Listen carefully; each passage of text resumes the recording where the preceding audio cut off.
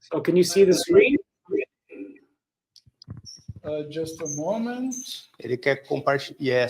Yes, we see. Okay. So I think we are live broadcasting right now. Okay. So first of all, nice to see you again, Professor Luft. It's an honor to us to have you with us once again. We are very happy and pleased with your presence once more with us. So I would like to thank you all here in our auditorium, those who are watching us in YouTube and following us during this afternoon session. And as you can see, we have the honor to count with Professor Sebastian Luft, professor at Universität Paderborn. Professor Luft is an old friend of us, I should say, right? Since I know him since 2017, and from there to the present days, we are still working together with in many occasions. He participated with us in our dossier in the year of 2021, and he also participated with us in our colloquium on Hermann Cohen philosophy, and we are very, very happy to see you once again, Professor. And we hope to keep this tradition to count with you in another times. So let me just give a few words about Professor Luft. Professor Luft is well known in his work on neo-Kantianism and phenomenology and relations with continental philosophy, pragmatism, Cassider's thought, among other subjects and themes. So, Professor Luft, thank you again, and you have the floor. Muito obrigado. Thank you all for allowing me to be here. I wish I would be there in person, but unfortunately that was not possible. So what I'm going to do today is basically just present a paper I've been writing. Actually, I gave the paper in Portugal a few months ago. This is a slightly revised version, a little bit longer, but I hope not to talk too long. Let me see if technically I have to see how this works if I scroll down.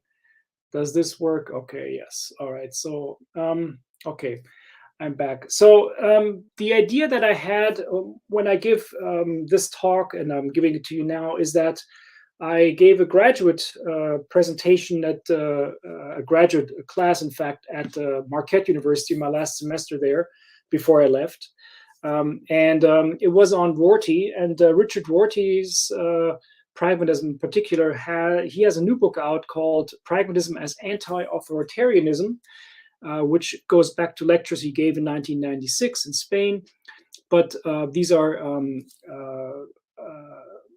newer thoughts, you could say. So it's not entirely new. It is a book that's, of course, unknown, not entirely in the sense that some things he says there are new. And so my idea was to say, how can we compare this with someone like Cassirer? Are there overlaps, compares, contrasts with a neo-Kantian account of culture? And I think there are. So let me begin by basically going through this. So what, how can we even compare two such radically different accounts? Because you could think that there would be very little to be compared. So what can there be compared, and what can be gained? I think the main issues that we have to discuss here, and I do think that Cassirer and Rorty both frame and discuss these, are what is culture, what can a philosophy of culture achieve, and if there is such a thing as a philosophy of culture, maybe Rorty would even deny this, can a comparison shed light on these issues in the questions?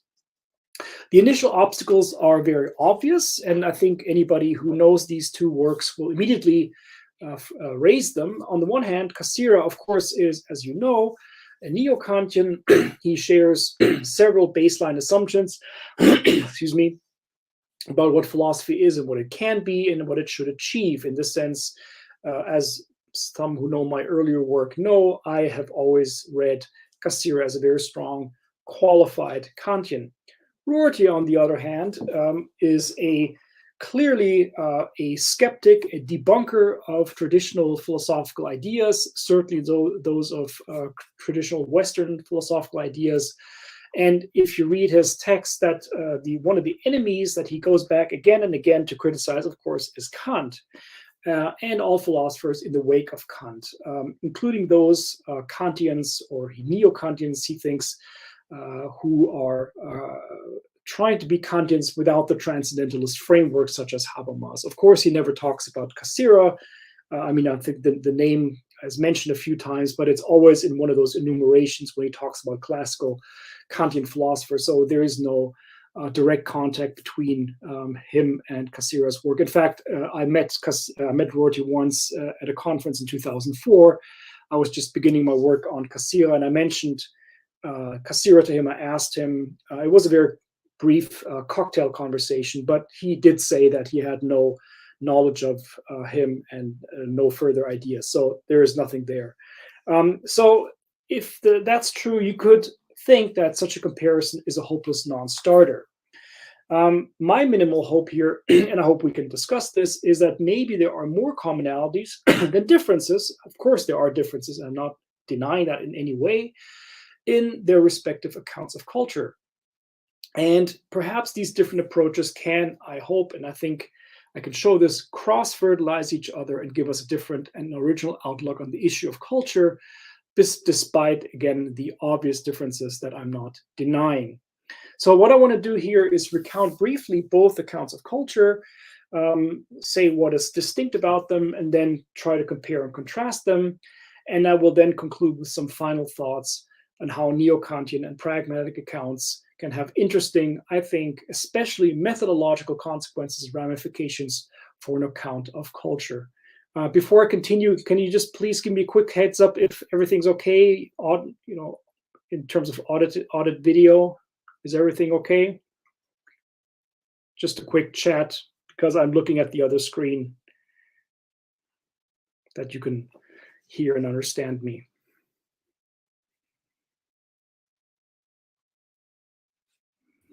E liga o nosso microfone. Yes, Professor, we can hear you loud and clear. Okay, all right. All right, good. Yeah. I will then, just to make sure, because it feels like it's very autistic, as you know. Okay, so part one, Cassirer's philosophy of culture. How can one characterize his analysis of culture, which is a transcendental analysis of us as culture creating beings, or animalia symbolica, as he also says. So there's, I think, at least two Kantian backdrops, perhaps more, but those two I want to single out. So what make Cassirer's account a transcendental account of culture. So two things. Number one is the whole distinction between the quid juris and the quid facti in Kant. I think both questions are crucial for Cassirer. So, but in way of expanding them. So to start out with the quid facti, what is the fact? The fact that he starts out with, of course, is not only the fact of science or the fact of freedom, as in Kant, but already he gets this from his Marburg teachers, the facts, the facta of culture. Science, of course, is one and a very important fact or direction of culture, but not the only one. The facts of culture are essentially the symbolic forms: language, myth, art, technology, economy, and perhaps more, which is a different question. Then comes the quid juris. The quid juris question is, what is the justification of these facts? How can we justify this? Or to put it in Kantian terminology, what is the condition of the possibility of these facts? The justification in Cassirer comes down to the question, what is the logic or the spiritual animating force of each cultural formation? What is the respective drive that animates each symbolic force, making it spiritual? When I mean spiritual here, of course, the Hegelian term means here that all of these are aspects of culture that are intersubjectively shared and intersubjectively created. So spiritual here means essentially intersubjective. So his philosophy of culture in general, in very broad strokes, is a transcendental account of the different forms of culture. It has several ramifications. Number one, culture is spoken of in many forms. So there's many forms of culture. And the task of the philosopher is to find out the general forms in a plural manner in which culture can be categorized in this way. That means that each cultural form has its own logic, its own irreducible logic. With logic, again, I mean in a very broad sense, its manner of functioning. What's more, and this is, I think, very important, and I think will become more important as we talk about Rorty later, is that it is a transcendental account. So it's not merely an empirical enumeration, not inductively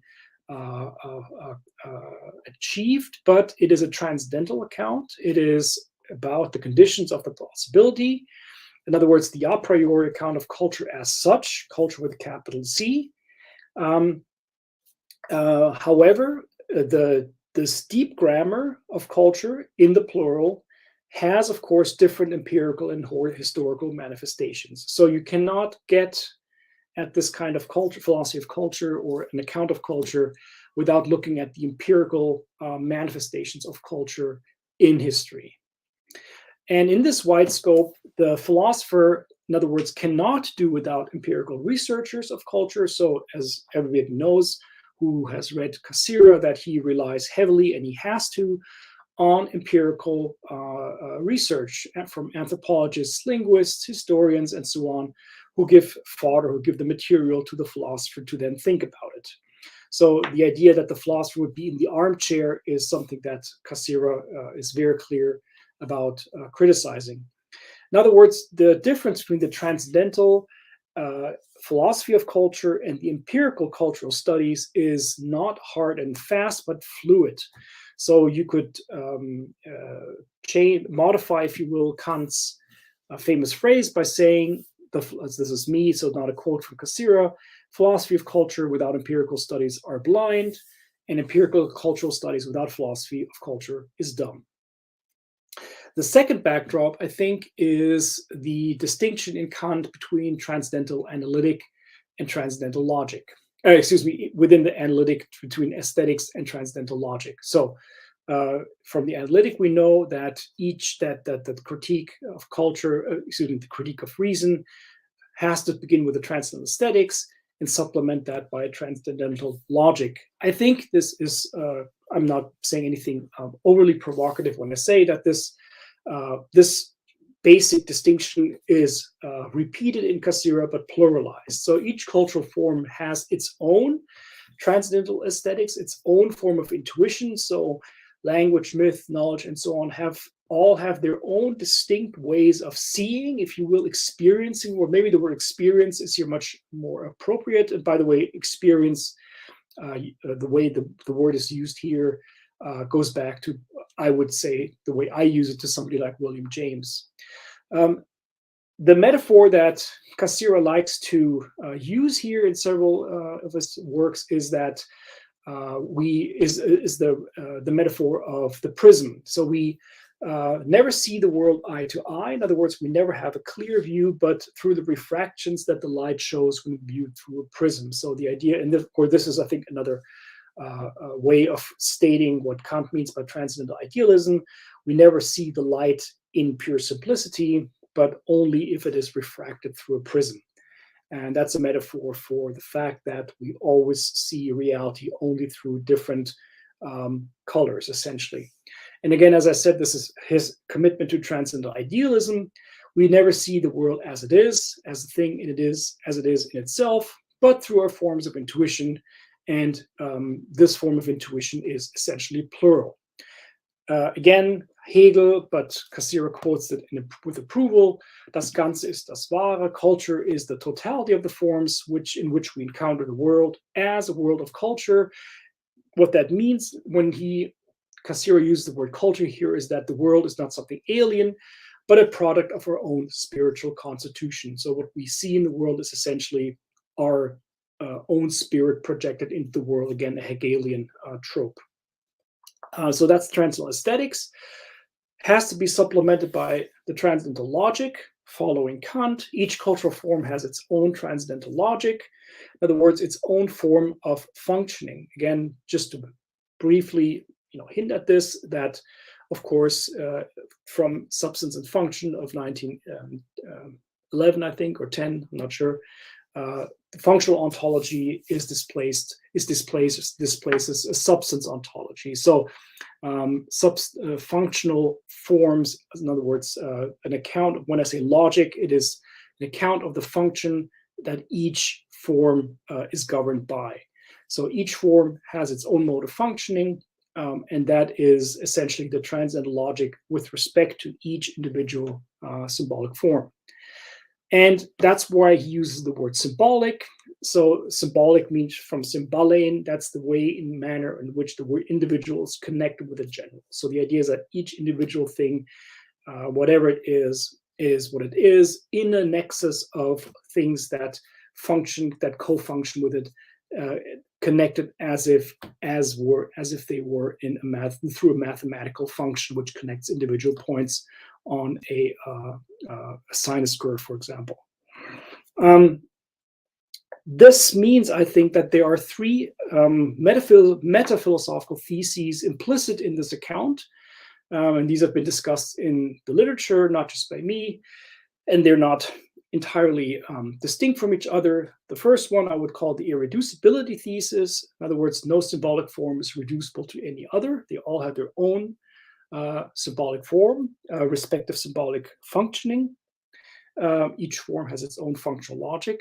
The incommensurability thesis, that means that no symbolic form may be judged by the standards of another. So because they're irreducible, they are incommensurable. And finally, taken together, and that's Cassira's synthetic Hegelian view, is that these forms are all complementary. In other words, in the sense that they all taken together complement each other and give us thereby a complete view of the world as a world of culture. And the philosophy of culture, of course, celebrates this diversity without reducing it or simplifying it in an artificial manner. So again, that is, I think, the view on culture that Cassira gives us. Okay, radical switch now to Rorty. So first of all, it is not clear that you could call his philosophy of culture. I'm using this word culture here with some trepidation that I think you'd have to I'm imputing this term to him, but I think with some convincing, you might understand why I would use this term here. So his account of our life world, our culture, whatever you want to call it, emphasizes the radical contingency and philosophy. Then it's the role of philosophy as cultural politics. So what is his basic meta-philosophical stance? So this is just sort of a unsystematic overview. Philosophy, he thinks, is just one literary genre among others.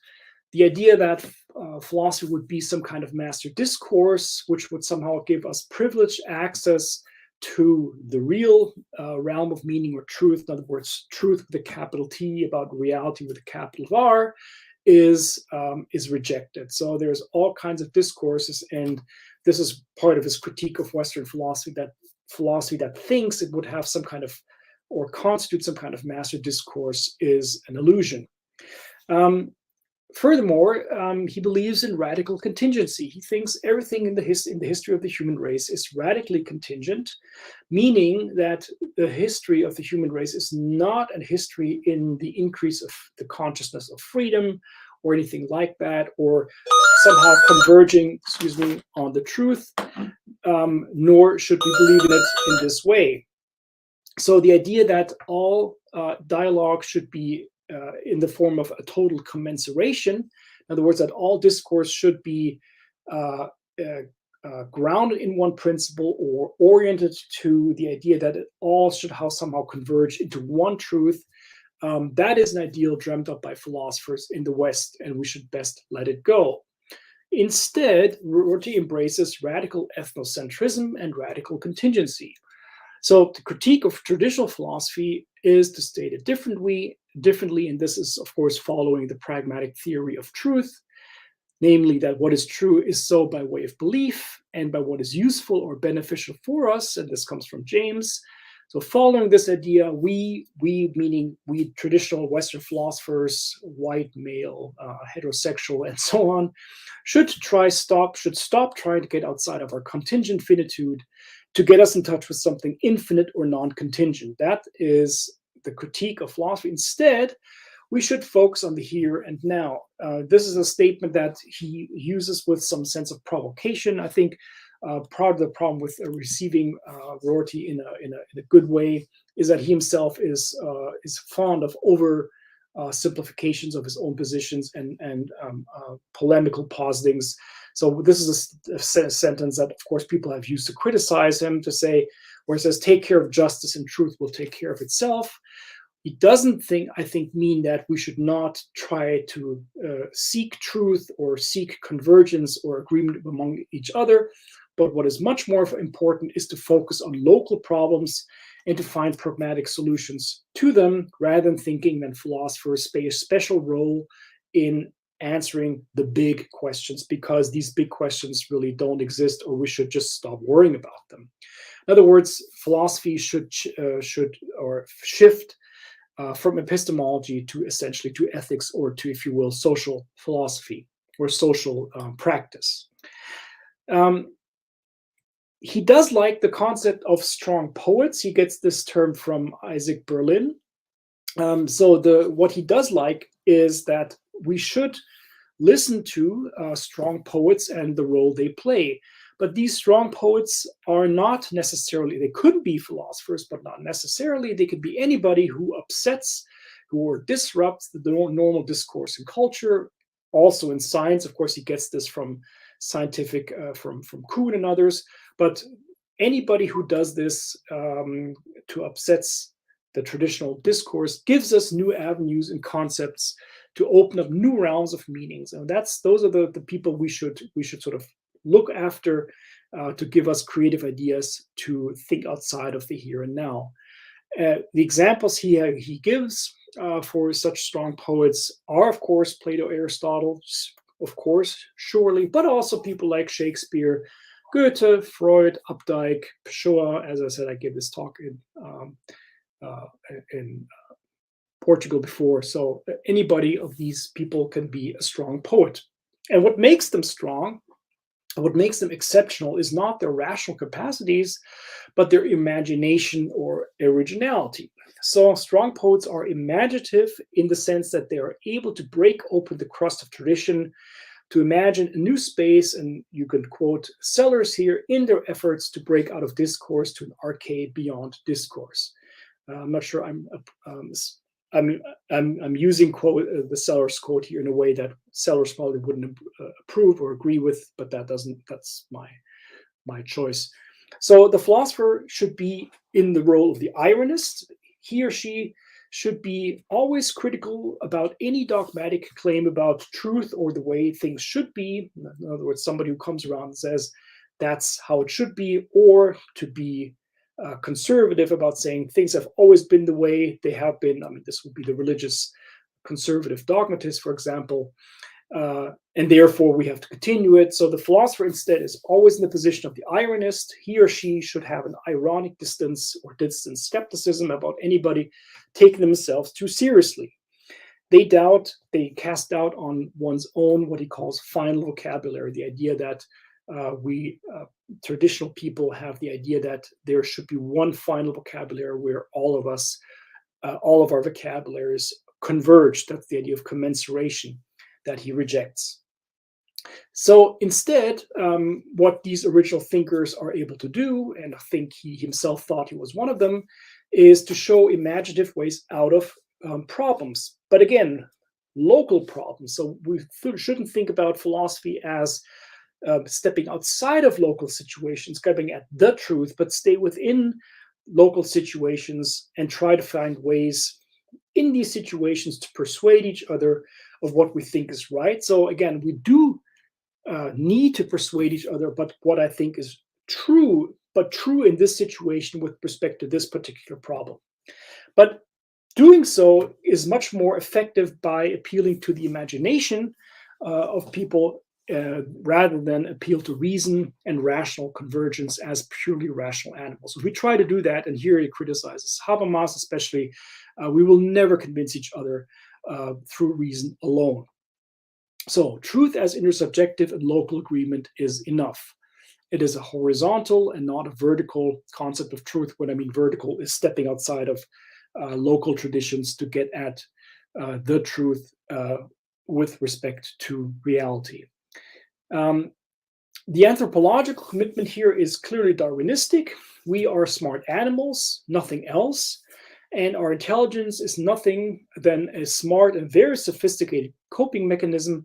And the idea that we can get out of our contingency infinitude is a dream dreamt up by Western philosophers that we should just best give up. It's not that this dream is completely hallucinatory, but it's nothing that would really help us moving forward. So what is this? That's his basic philosophical stance. What does it mean for the philosophy of culture or for his account of culture? I think this becomes now a bit more concrete. So Rorty, first of all, embraces cultural relativism. He is a clear relativist in the tradition of perhaps someone like Paul Feyerabend. Each culture has a truth of its own, and it should be appreciated as such. And again, if we let go of the idea of commensuration, then only then can we open ourselves to truths of relative peoples and traditions. The ironic stance, in other words, with respect to somebody declaring something as final vocabulary, that should be the position of the educated person who puts herself in the position of the appreciation of difference. So this is especially an aspect that comes out in the new texts I was talking about, that you need education to be able to appreciate difference, right? So people who are only versed in their own tradition will not be educated in this sense and will not be open for otherness. However, another problem of the intellectual that he does not like is that this person can be so educated that he or she will try to commensurate by saying something like this: what culture so-and-so means with the term Y is just like our concept of C over here on our side. In other words, what he doesn't like is what today would probably be called cultural appropriation. He doesn't use the term, but that's the term that's being used today. Doesn't mean, however, Rorty thinks that we cannot understand each other. We can always communicate. We can always make or find agreement, and it's always possible. And people who don't, he says somewhere, should try harder to make a deal. And here he actually talks critically about the Greek concept of the tragic. The Greek concept of the tragic is where communication breaks down, and the tragic is where a conflict cannot be resolved. Rorty basically thinks that's silly. It can be avoided because if people try hard enough, the tragic can be avoided.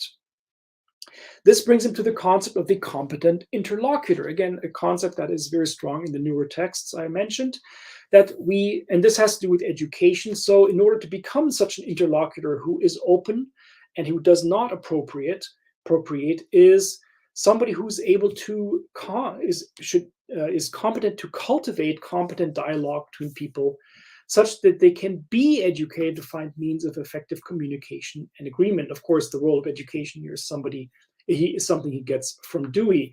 It also means that he is in this sense, very patriotic about he thinks fantastic idea of American style liberal arts colleges where this kind of competent interlocutor is ideally created. So that means, however, we are not obliged to indulge a bigot or a fascist beyond the point of charitability. In other words, somebody who does not, he's not willing to open him or herself up is this bigot, or of course the fascist who thinks something like Hitler is the truth of the world. We don't have to be charitable to somebody like that. In other words, there's limits to trying to be charitable to somebody else. And here, actually, he does not rule out the use of force when things become too complicated. A very important distinction he makes here is between the private, or us as private and public in individuals. So on the one hand, as private individuals, in other words, people who in their home listen to, watch movies, read all kinds of interesting books, accounts of different worlds and life worlds. In this private world, in our own private four walls, we should be ironists and be skeptical about any dogmatic truth claims. However, we should also be public citizens. In other words, the moment we leave the house, we cannot afford to be ironic. In other words, always question truth claims, but we must take people at their face value. And that's what he means ultimately with philosophy as cultural politics. So that's here in this term, which he uses very prominently in his late works, the word cultural, of course, appears, means that philosophy cannot take on the role of a master discourse or an umpire or a disinterested judge to decide over cultural disagreement. So it's not the disinterested spectator, but he or she should diffuse and debunk any claims of dogmatism or superiority. In other words, the West, or whatever the dogmatic or superior position might be. The philosopher is more in the role of calling out those who claim to have this kind of privileged position. Of course, cultural variety and diversity must be respected and celebrated, and in this sense, philosophy is to be included in this kind of respect as well. So despite his dismissive attitudes towards traditional philosophy, we must recapture philosophy as a Western philosophy, as well as a wealth of original and imaginative thought, which has inspired and continues to inspire human beings. So we should continue reading Plato, Aristotle, Aquinas, and others, but not for the reasons they themselves thought they were important or interesting, but because of them being strong poets in this sense. And that opens the door to appreciate other patterns of thought that traditionally might not be called philosophy. So if, again, this is against the hegemony of the West, if we say, well, this is philosophy, this isn't, he thinks the person who says this puts him or herself in a position to judge that this is philosophy, this isn't, and that is a position we should debunk. And again, this is his claim about radical contingency. We will never reach a point of final agreement or final commensuration, nor should we set it as an ideal or an implied goal. This, he thinks, is what Habermas does, and we should avoid this. And so cultural will be a continual muddle through, and we should learn to live with our own finitude instead of thinking that things will get better or perhaps even worse. So culture is our second nature. We should appreciate it and bring ourselves in a position to appreciate through education as much as we can without trying to find ways to commensurate or converge different forms thereof. In other words, to stand in the midst of diversity and to accept it. Okay, now I want to compare and contrast and then come to some final conclusions. So, of course, I never said that they are saying the same thing, that they are doing the same thing. So there are some obvious differences that I want to be very clear about. Number one, Cassirer remains a Kantian in very important ways. He thinks that the philosophy of symbolic forms is a form of a Kantian transcendental framework. There is the philosophy of symbolic forms, and it purports to be an account of the, if you will, deep grammar of us as symbolic animals. He is a transcendent idealist in this sense, right? He thinks that we never have access to things as they are in themselves, but only through the refractions of cultural forms. And he also retains Kant's notion of critique. Philosophy is no symbolic form of its own, because that would make it relative. It would make it commensurate. It would be part of the incommensurability thesis that none form can criticize each other, but it has the role of critique with respect to symbolic forms. It's there to keep them in their place and to remind them of the radical incommensurability, because, of course, symbolic forms want to play off each other and want to compete, and the philosopher is the one who basically stays above the fray and adjudicates this. And I think this is a Kantian idea of critique that is still operative in Cassirer. Now, on the other hand, Rorty remains a critic of Kant in important ways. He says this several times, finds the transcendental framework both useless and stifling to appreciate and accommodate new forms of discourse and culture. So we should let it go. So when it comes to modern Kantians, he means especially someone like Rawls and Habermas, they are not helpful for the appreciation of cultures, because they might, while they do drop the idea of pure reason, Habermas certainly does, they still believe in a final convergence of all discourse into one master discourse or one form of commensuration. And that, Rorty thinks, is one of the last Kantian ideas in Habermas that Habermas should also just let go. He finds Kant's focus on us as rational animals way too narrow to account for us as culture-creating creatures, as coping with the environment, that are open to be edified by original and imaginative ideas. Again, what he thinks distinct about the human race is imagination, not rationality. So that said, given his criticism of Kant, would he be so opposed to Cassirer's neo-Kantianism? And here, I think, are some similarities that I think might be helpful moving forward for this kind of project. So he, of course, never read Cassirer, but I think there would be at least 4 similarities. So the first obvious similarity, I mean, maybe there are more than 4, I'm just discerning 4 here. So Rorty too, despite his critique of the transcendental language, is still, I think, committed to a form of transcendental idealism. He just doesn't use the term, he uses the term vocabularies. So the idea that we could break through vocabularies to reality, or find one vocabulary or one discourse that would be capable of this kind of breakthrough is naive. So in other words, we are still stuck to different vocabularies, but we never will see reality eye to eye. If you would like, I think this is just a linguistified transcendental idealistic claim. Secondly, the transcendental framework can be pragmatically interpreted. One does not have to believe in a deep grammar, like Cassirer probably did, to retain the idea of a transcendental framework. Because Cassirer also is a very relaxed Kantian, in the sense that the logic that he takes over from transcendental logic of the symbolic forms is not a priori, certainly not in the Kantian sense, but is open to modification and historic change. So art is an example of radically changing paradigms and styles, the history of art, I mean, and that is an example for the way in which he uses the word logic in a very relaxed sense.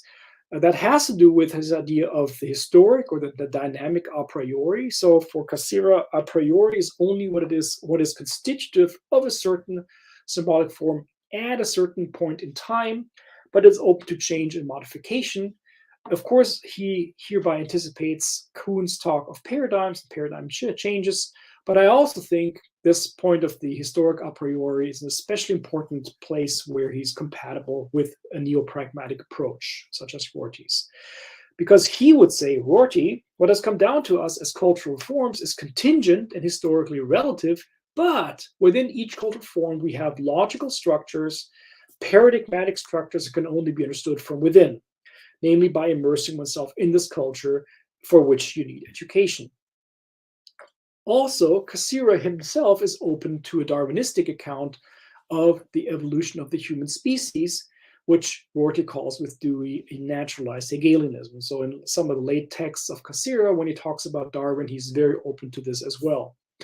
Both are crucially influenced by Hegel, of course, but both in their own way reject Hegel's claim of an absolute standpoint. So when Cassirer says there is no point where culture will ever come to an end, and Rorty that there is never going to be some kind of ultimate commensuration, in other words, convergence of vocabularies. I think they're essentially claiming the same thing, different words.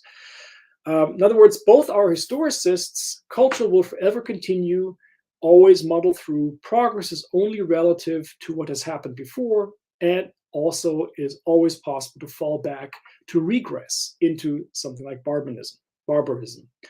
A side note regarding this novel concept of the a priori, some of you who might know C.I. Lewis, not C.S. Lewis, C.I. Lewis, the American logician, develops the concept of conceptual pragmatism, which I can't talk about here now, but that might be a synthesis of both claims. Thirdly, the idea of incommensurability of cultural forms and the need to respect their internal logics is something I think Rorty would clearly agree with. So Rorty would agree with the three theses that I think are crucial: the irreducibility, the incommensurability, and the complementarist thesis about cultural forms and their manifestations. And finally, fourthly, I mean, in these four that I discerned right now, I think both would agree with the common enemy to culture. For Cassirer, the enemy is myth, as that element, of course, in the beginning of culture, but also that element deployed by fascist propaganda to allow anti-democratic elements back into culture. That's his critique of fascism. Equally, for Rorty, the enemy is the liberal Democrat that he is the dogmatist in the form of the religious bigot, or also the political fascists who puts up barriers to discourse and enemies to discourse and possibilities of mutual understanding. In other words, the common enemy, I would say to both, is dogmatism in the Kantian term and phrase of the term, religious or otherwise, who blocks the road of inquiry, to use Peirce's famous term about the progress of culture. And finally, the method for both to assess and appreciate culture and its diversity is that of a charitable and empathetic describer who is attempting to be neither disinterested nor objective. And I think this kind of method can be called phenomenological, although both don't really use the term. Okay, I conclude with with five, 1, 2, 3, 4. Number 3 is missing. Sorry, 4 brief theses. So again, back to the original questions: are the differences so great that they outweigh the similarities? I think the answer, if you find my account convincing, should be no. One should focus on the similarities to get a richer and more encompassing account of culture and the human role in it. So in this sense, thesis number 1, pragmatism and Kantianism, especially in their neo-forms of Cassirer and Rorty, or Rorty and Cassirer, should be seen, I think, as common efforts to dislodge both dogmatism and skepticism while embracing contingency and relativism of a qualified sort. And I think both approaches should be supplemented by the method of descriptive phenomenology. Thesis number 2, both see the Enlightenment as an ongoing project, though in different ways, and the project with culture as a necessary endeavor to avoid catastrophes such as fascism, bigotry, and dogmatism. I mean, fascism, Europe; dogmatism, bigotry, perhaps more contemporary United States. And in this, they are both on the side of a secular humanism and are thereby distinctly modern philosopher. This aspect of the Enlightenment becomes very clearly to the fore in Rorty's new text. Thesis number 4 should be 3, I'm sorry. The reciprocal rejection and distancing from each other and their later followers is, I think, an unfortunate result and a residue of the Cold War between analytic and continental philosophies. Both Rorty and Cassirer are, I think, excellent ways to overcome the analytic-continental divide. So what Michael Friedman said about Cassirer, I think, goes equally for Rorty, despite his own rhetoric.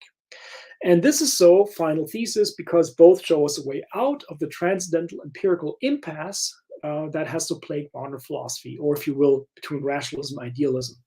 Cassirer's and Rorty's philosophies are qualified both and either, not an either or. Thank you for your attention.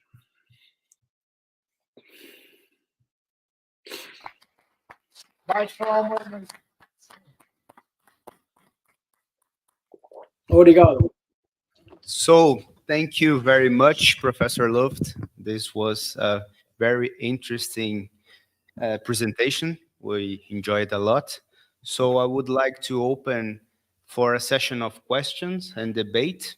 And I don't know if there is anyone in the chat who wants to make questions or put some doubts. You can do that. And we do over here as well.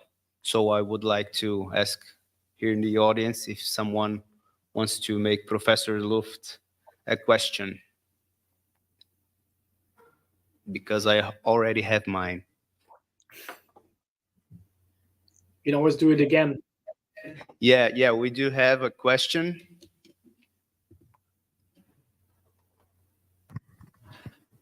Yes, Professor Sebastian. I have first to recognize that I should not be the first person to make the question, because today is my first touch, is the first day that I came into contact with these great philosophers. I was invited by Professor Raphael to be here. So I am liking what you are sharing with us, because I am a missionary, and the subject on a culture, being a missionary, an African missionary, it's something that I like a lot. My first question is about the title itself, Philosophy of Culture. Can we say philosophy of cultures, in this understanding that we don't have only one culture? The second question is about the pragmatism of philosophy, because my passion for philosophy is when I see not philosophy as theory, but something which can help us in our daily life. I say it because coming from Africa, I already met a lot of cultures. And many times these cultures enter in war, not war of words, sometimes a bloodshed, because one culture wants to show to another that it's more superior than another. You may have heard about the war of Tutsi and the Hutu. I am a product of that. How can philosophy of culture help us to find a common ground between cultures? Because if the world, at some times it seems that the cultures want to help each other to have a culture of peace. But at the same time, we are seeing many wars in Europe, in Africa, in many countries. So practically, how can philosophy of culture help us to come out with complementarity, with a culture of peace, with a culture of dialogue, from a philosophy of culture to an intercultural philosophy? Thank you very much. Thank you. I mean, first of all, I'm very impressed by your question. Of course, I'm aware of conflicts in Africa and now, of course, in Ukraine. And so, of course, these are oftentimes or have been billed as wars of culture, right? And the idea here, of course, is that one culture sees itself as superior to the other, and the justification for war is always cultural superiority, right? That there is a political, cultural, ideological sense in which one culture is superior and therefore has the right to just violently, if need be, step into another territory and occupy it. And this has been the history of colonialism. This has been the history of essentially the entire history. Right? Now, your question was, how can philosophy help in this? And so, of course, I mean, I and Cassira and Rorty, we're liberal left intellectuals who, of course, abhor physical violence and bloodshed, of course.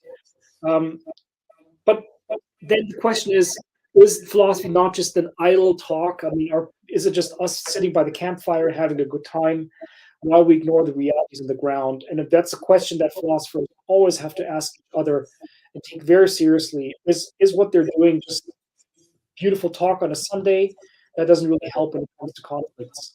Of course, if you look at the tradition of the Enlightenment, one attempt has always been to say philosophers are those who are able to, as you say, find common ground between people who seem different, which point to this common ground will make us overcome differences.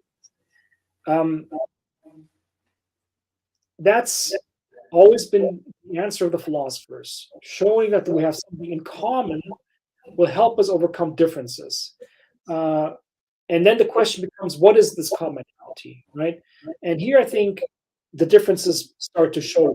So for Cassirer, the commonality is not reason alone, or you could put it differently. For Cassirer would say the commonalities is reason in the plural. So the idea is that all cultural forms have something similar in common, but the similarity is pluralized. Does it help overcome differences in bloodshed?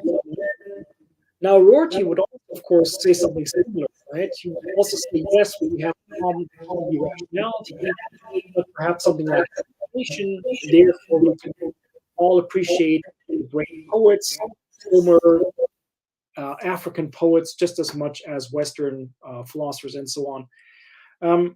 However, Rorty is more differentiated here because he thinks that, and that's the idea of the competent interlocutor, what is required for this kind of dialogue, if it is supposed to be successful, is openness to listen to the other. And he thinks the dogmatist is the person who does not have the capacity to listen to the other.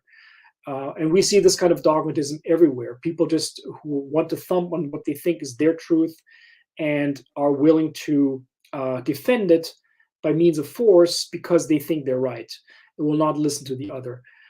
However, Rorty himself also says, well, there are limits to openness, right? And that's, I think, where it becomes more interesting. So if you want to say, if you want to convince me that it's okay to torture innocent children, I have the option as an intellectual to say, I at one point will stop listening to your arguments because torturing innocent children is wrong, period. I don't need to hear more arguments for why it's right. You can point me to the Bible or to any other biblical or sacred passage, and I will say, I don't care what it says there. Torturing innocent children is wrong. But if you then come into my territory or my country and want to impose this kind of law that torturing innocent children would be okay, I then have the right of force to refuse this. So even Rorty, the liberal who's against all kinds of violence, also says there is a point in which bloodshed might become the right thing to do. I think all he's doing here is acknowledging the idea that, and I think in this sense Rorty is more realistic than other philosophers, is clear that there's a limit to philosophical nice talk. And sometimes you just have to like shut the books and take up arms. I'm not happy with this answer, but that's, I think, his answer that is, I think, more realistic than the classical liberal philosophical answer to say, if we just point out the commonalities long enough, people will put down their guns, because that hasn't worked in the history of the human race, unfortunately. So your question is here, but I think one way to answer this is to say there are limits to the philosophical capacities when it comes to peacekeeping. Nice. So anyone else has a question? So I will do mine. So Professor Luft, I enjoyed a lot your talk, and I would like to hear you more on the final part of your presentation concerning Rorty's and Cassirer's methodological approach. In the end, you said there can be considered as both as defenders of some sort of methodological, some sort of phenomenological method. And I would like to ask you that because historically in Neo-Kantianism we have their own methodological approach, which is the transcendental method. And I would like to hear you more about the difference of Cassirer, if he's not defending Cohen's idea of a transcendental method, what he's actually defending, and this link you did with Rorty, because I'm also interested in his own pragmatistic approach, like him or Dewey, or of course even him. So I would like to hear you more about that. Mhm. Yeah, that's a good question because I haven't thought about it that much. No, I'll try my best. So, I mean, first of all, I think, historically, if you read Cassira's correspondence with Husserl, he was much more open to Husserl than he was to Heidegger, as you know. So he was very open to classical phenomenology, and I think the openness here concerns the descriptive method, right? So even if we want to practice the transcendental method, the reconstructive method, that's one way to do this is to be descriptive about culture. So there is no contradiction between the descriptive and the reconstructive method. You can see this in Husserl himself when he, with Nathorp, in the correspondence between Husserl and Nathorp, where Husserl then says, yes, my genetic phenomenology, my reconstructive, my regressive phenomenology has been influenced by Nathorp. And of course, when Nathorp talks about this, this is similar to what Cassira does. And so first of all, I see the phenomenological and the reconstructive transcendental methods as complementary. I've written about this many things, and I don't have to repeat that. Rorty himself doesn't like the term phenomenological. He just thinks because the association with classical phenomenology doesn't like it. I mean, again, he thinks Husserl's a Cartesian, and because of that, he disregards Husserl. I think that's very, very unfortunate historically, that we can't change that he has a wrong image of Husserl. But when Rorty talks about descriptions and redescriptions, right? I mean, how else is this phenomenological, right? I mean, what these descriptions are supposed to give us are different accounts, different descriptions of ways in which the world can be experienced. So if you take some terminological liberty to say descriptive and narrative accounts of experiences are similar, then I would say what he's recommending is essentially a pluralistic, or if you will, heterophenomenology of different ways of experiencing the world. And by the way, this is also goes back to someone like William James, where the idea basically is the more experience we have the world, the more or the richer our lives is. And to have these experiences, we need to read books. We need to read novels. We need to have different accounts of the world that we ourselves will not be able to experience on our own. We get this through books, through movies, through travel logs, and so on. And I would just call that, in a very loose sense, phenomenological accounts of experience of the world. So if we use the word experience as the common term between phenomenology and pragmatism, I think this would be a fruitful approach. Nice. Thank you very much for your answer. We do have another question from our audience in YouTube, and Adriano will read it for us. So Adriano, please. We have in chat a question.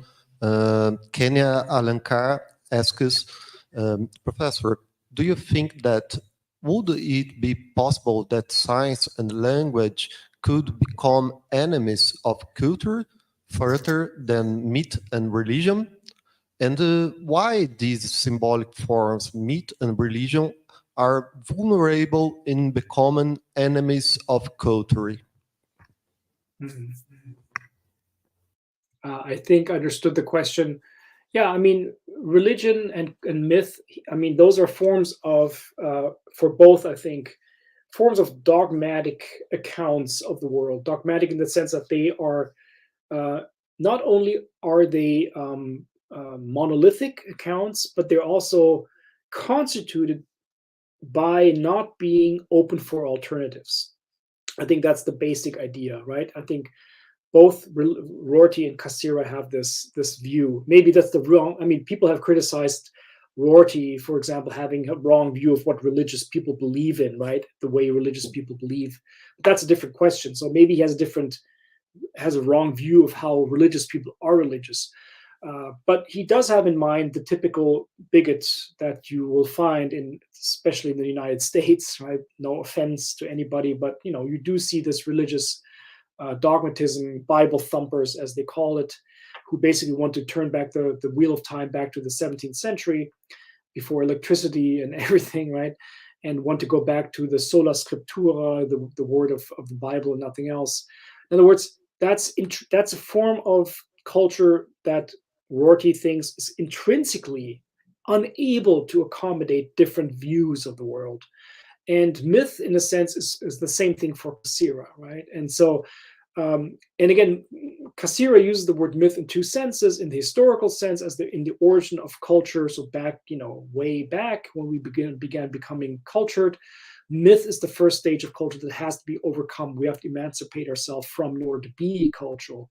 However, the second sense of culture of myth is that used in modern fascism and modern fascist ideologies, and especially propaganda, where myth is used as forms of pre-Enlightenment thought that are allowed to insert themselves into the public discourse, right? I mean, you can talk about this in terms of the Nazi talk of the Übermensch, who the Aryan white race, so in other words, white supremacy, or in other ways today, in which people use mythical elements to make essentially quasi philosophical or quasi-rational claims. So in both sense, I think both would agree that, and that's why I said what I think these two accounts have in common is a form of dogmatism.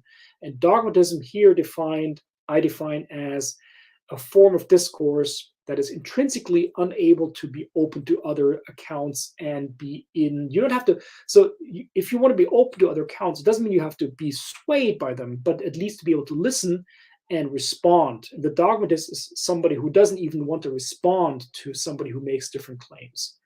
And that's the kind of dogmatism that both find anti-cultural. Good. So anyone else has a question? Because I do have another. So, do you want? Yeah. So let me try to ask something.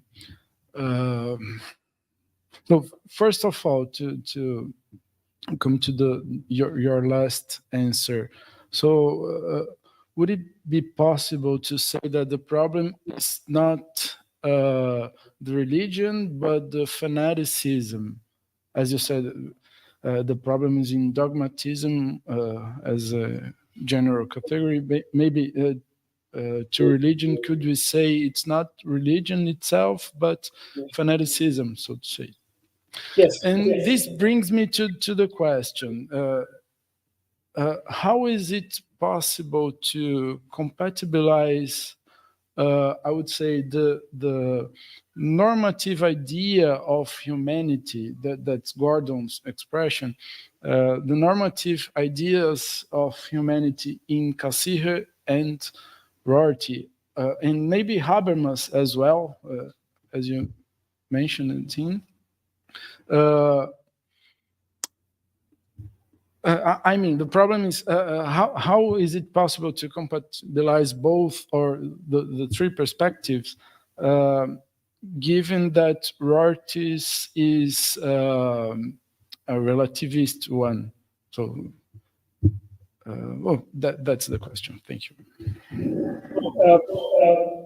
To your first question, I mean, fanaticism, yes. I mean, it doesn't, not all dogmatism is religious, right? I mean, the dogmatist can be a patriot who believes in his or her superior of his or her culture or religion or a nation or a race, right? I mean, that can be anything. Again, when Rorty speaks about these kinds of things, I think one has to keep in mind he's very much talking about his situation in contemporary United States, right? And so you have to, I think, if you want to take the systematic point, you have to sort of take it outside of him saying this as an American, right? Of course, he would say, I'm an American, I talk about, that's the radical contingency I can only speak about what I know. But to make this point more systematic, I think you could say dogmatism doesn't have to be religious, can be fanaticism, as you say, in any form. But the relativism, again, I mean, I think what makes, so my point is always, just as I like to move Cassirer close to Kant, I want to move Rorty back closer to the tradition. I think he's close to the tradition than he lets on, because of his rhetoric is always very flamboyant. He's a relativist not in this crude sense. He's a relativist in the sense that he doesn't think that truth means breaking through the bounds of discourse to something beyond discourse. Again, in this sense, I go back to the Pragmatism as Anti-Authoritarianism, the newest book from came out 2021, but it's lectures from 1996. Anyway, there he makes it very clear that he's not a relativist in this global sense. He's a relativist in the belief he thinks is wrong, that we can break through discourse to come to reality face to face and have truth with a capital T about reality with a capital R. He is very clear that we have to find intersubjective agreement. So truth for him is intersubjective agreement. We need to fight for that. We need to argue for that. Again, with the idea of the competent interlocutor. But when we have reached agreement, it's only local, only with the people around us, never ahistorical, never final. But with that aside, he of course says we need to find truth, but truth in this pragmatic sense of the term truth, to find out what is useful for us moving forward right here, right now. So in that sense, he's a relativist in a very limited sense, I think. Okay, thank you. Thank you very much. Yeah, I was wondering about relativism against Cassirer's pluralism, but you already explained that to me, so that was my question. So you kind of catch up. So anyone else has a question from our audience in the chat? We have some. Anyone else? Mais alguma pergunta do chat? No. So you have any last words, Rafael? I just wanted to thank you again. I have to say, Sebastian always says yes when we ask him for any academic cooperation, and that's very important to us. I mean, really important. And that's it. Can I say a few words by again, thank you for inviting me. And again, I'm sorry I couldn't be there in person. Let me just say very briefly that some of you know that I've moved back from the United States back to Germany. I'm now assuming a new position, and one of the reasons I cannot stay here longer is because it's getting late here, and I have to get up very early tomorrow morning to actually drive to Paderborn to organize some things. So in that sense, I wish I could be there for you longer. I think it's actually very poor taste for a speaker to just show up for his own talk and then leave again. But again, it's very late, getting late in the day here, and I have to be up very early tomorrow morning. So I apologize on the one hand, but I also thank you for having me. And it's always a pleasure to talk to you, Lucas and Rafael and everybody else in Brazil. Muito obrigado.